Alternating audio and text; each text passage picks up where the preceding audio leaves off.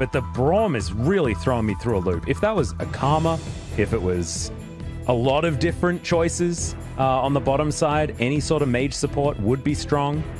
But we'll have to trust in DRX and CV Max as to what they can get done here.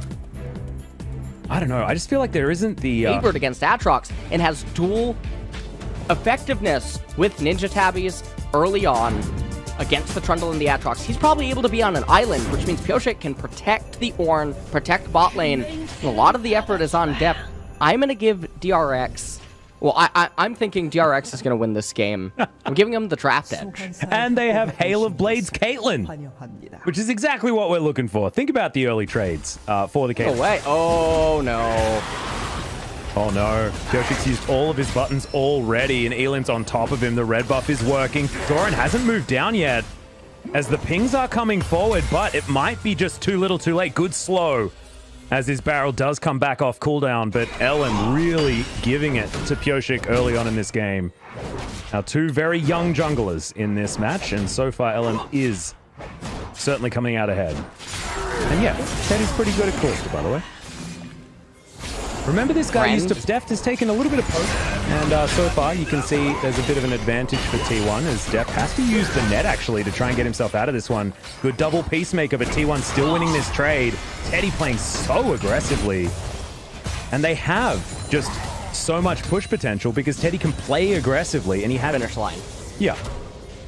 As this is the first Caitlyn for Deft so far this season, but I assure you guys, he is very much a Caitlyn player. But here we've got a fight. The Superplex is going to bring Canna underneath the turret, and it's going to finish off the Aatrox so comfortably. Really nice first blood to go over to DRX. That stat now going to be increased as the Dragon has been started in full vision of DRX, but because the top side of the map is where the jungler is, there's not going to be any contest. So T1 will be able to trade their top laner for this Mountain Drake. Getting that mountain, let's take a look at it. Kalista, 44 armor, 31 MR. Yeah. And, she got 2 MR. The early game was where Caitlyn's able to abuse that range advantage. And they just couldn't do it this game. Potential fight brewing here in River. Set as a beautiful angle. Well, the Ornn comes down as well. Great 4-man stun, though, and the Ornn not going to be able to be returned. And Ellen down very, very low. There's a Superplex into the backline as Doran finds a Facebreaker onto a couple of members. It's a 1-for-1 so far, but it looks like Doran shouldn't be able to make his way out. Doesn't have the Haymaker available just yet, as Canna cannot catch back up. Deft takes down Faker, though, who led them on their merry way topside, and in the end, DRAGONX do. We're super important. It'll end up outscaling the mountain in the later stages of the game, if they can end up getting it. Yep. Yeah, there's the barrel. Pushes Faker against the wall, but a little bit off to different sides of the pace. Especially not when you have so many magic damage teammates and you don't get that many stacks applied to multiple members inside of a team fight. So even though there is the Caitlyn, it is a bit peculiar. Well, they do manage to find it, but the Fate's Call does come in here from Teddy. Cosmic Radiance, Arms, but the teleports come forward as well. Doran going to get knocked up, but not going to take too much more. Both teams disengage, but now the awkward situation of do we turret or do we Drake is going to be the question for DRX. And T1 are in position to try and collapse because you've got Faker moving down from that mid lane. Infernal Drake has been started, and it looks like T1 do not want to fight for this one, despite the fact that it's resetting very annoyingly on DRX. Never mind, though, it is taken down, and 1 Drake apiece for both of these teams. T1 is funneling on to Shirley, but in doing so, you notice they're going to lose all these minions down in bot lane. So, wave for Herald, the gold is completely neutralized, but in terms of the XP department, Caitlyn's going to get a ton of solo gold, and they're going to use this Rift Herald, but there's no turret plate. So, unless T1 get more than just the top turret for this in terms of value, they're clumping, sharing a lot of XP, losing some gold. It's a win for DRAGONX. Yeah, and you can see Chovy just moving back to the mid lane. He's going to answer that wave that's pushed forward. They're not too worried about this top lane outer turret going down, and it's an eco turret up here, as you like to say, Mr. LS. If they are to take down the inner turret, if they get the second one, It's really good. Yeah, second charge, very strong. And they have 5 members up here to try and do it. Teleport to come forward. Chovy wants to answer. Deft is on the bottom side. He wants to just take down the turret while the rest of DRX are able to disengage. So they invest the teleport to deny the global gold and to make sure Deft can get past any sort of trough in this early to mid-game stage. Inside of the river, they can really restrict and control all of the approach from T1. You can look at them. Faker trying to go for a steal, not able to get it. DRAGONX 2 dragons away from Ocean Soul. Headshots coming in everywhere. There's the Ornhorn like you were talking about. Cosmic Radiance will deny it. Trying to force the agenda. You have to pay attention to effort right here. Faker has a really good angle playing on the left-hand side. There's going to be a wide concave. Deft putting out a lot of damage early on. DRX, okay, they've already lost the dragon, so they can basically just say to themselves, okay, it's not the end of the... Ooh, nice timing on the body slam. As Faker sneaks into this brush. Pioshik not necessarily in one-shot territory, but he is going to be going back. Oh no, don't be opening the shop, my friend. There's the chains that land. Pioshik able to get out of the shop, but will keep himself alive with his stopwatch, but he's broken that now. A big cooldown. Zone of control is actually much higher than DRX's at the moment, despite the gold being slightly in favor of this DRAGONX squad.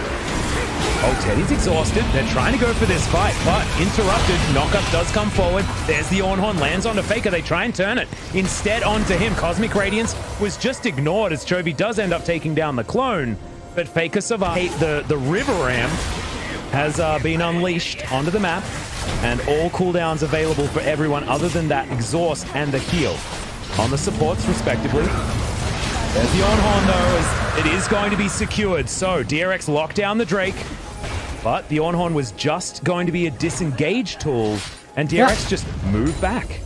Oh, they gotta be a little careful. They know about LM and Kana. And finally, T1 does raise the mid-tier 1 turret. It's actually so hard for them to get it, but because DRX had to take the long way around back to mid lane, now T1, they're in a situation.